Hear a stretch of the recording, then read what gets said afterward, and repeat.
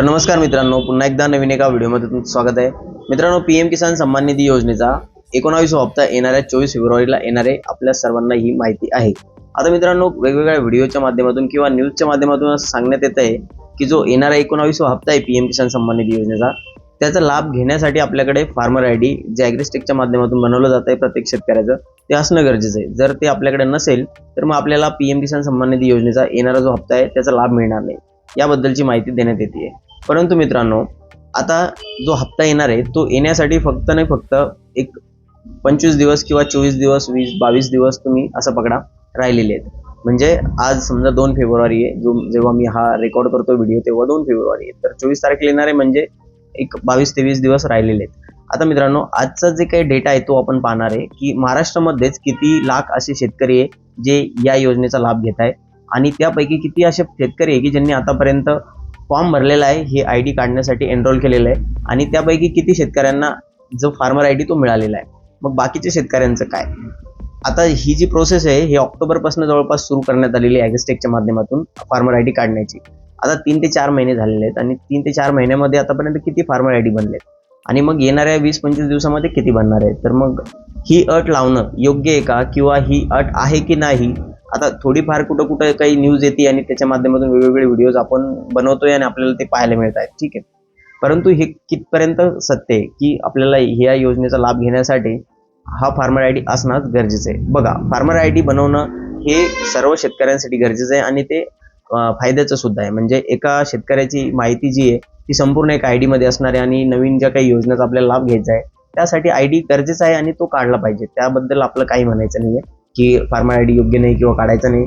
योग्य आहे, farmer ID काढला सुद्धा पाहिजे.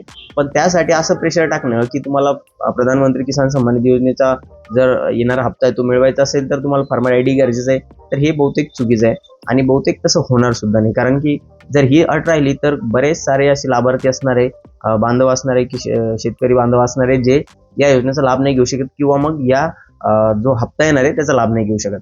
तर मित्रांनो, आता आपण स्क्रीनवरतीच बघूया, त्यावरूनच आपल्याला लक्षात येईल की फार्मर आयडी जर नसला आपल्याकडे तर मग आपल्याला लाभ मिळू शकतो की नाही मिळू शकत. तर ही अट योग्य आहे की नाही आहे तेही आपल्याला लक्षात येणार आहे.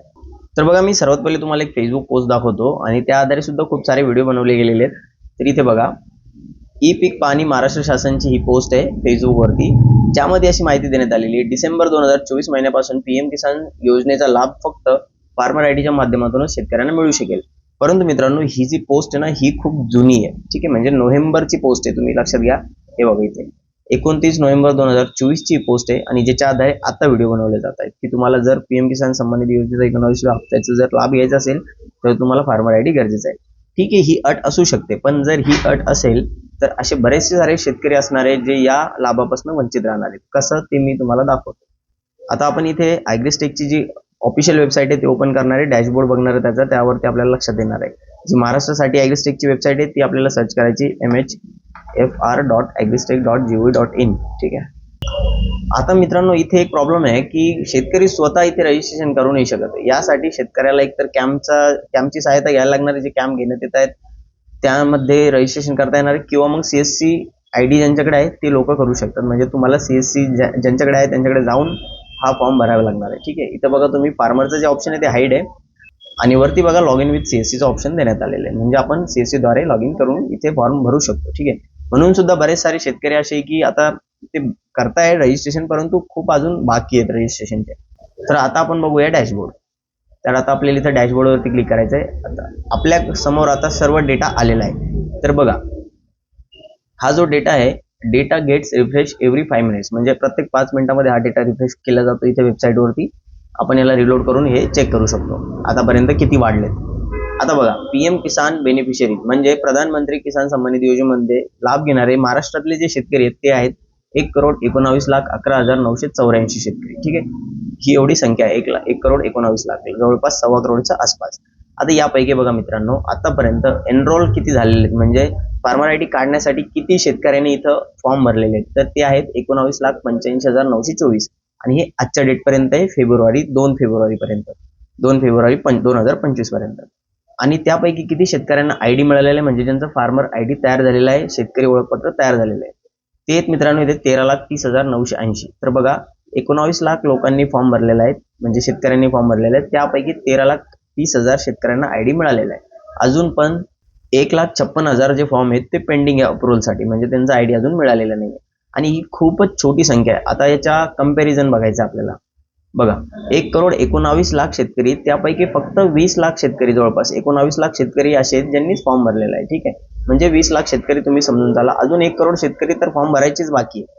आणि ही जी प्रोसेस आहे 3 ते 4 महिन्यापासून सुरू आहे. तर तुम्ही लक्षात घ्या, जे काम 3 ते 4 महिन्यात नाही झालेलं आहे ते येणाऱ्या 20 दिवसात कसं होणार आहे. ठीक आहे, 20 दिवसात सर्वांना जर शेतकऱ्यांनी फॉर्म सुद्धा भरले तरी यांना सगळ्यांचं अप्रुव्हल येणार आहे का, सगळ्यांना आयडी मिळणार आहे का?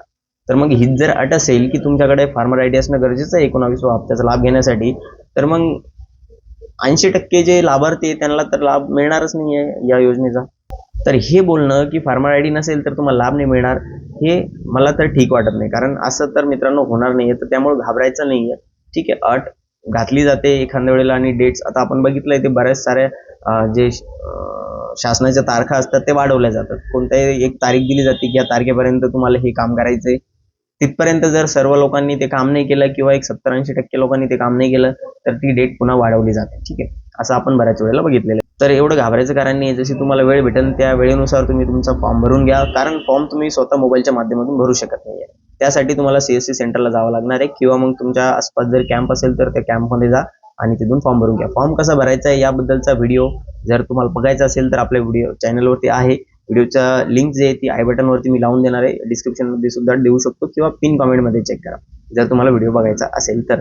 किंवा या व्हिडिओच्या एंडिंगला सुद्धा तो व्हिडिओ प्ले होणार आहे.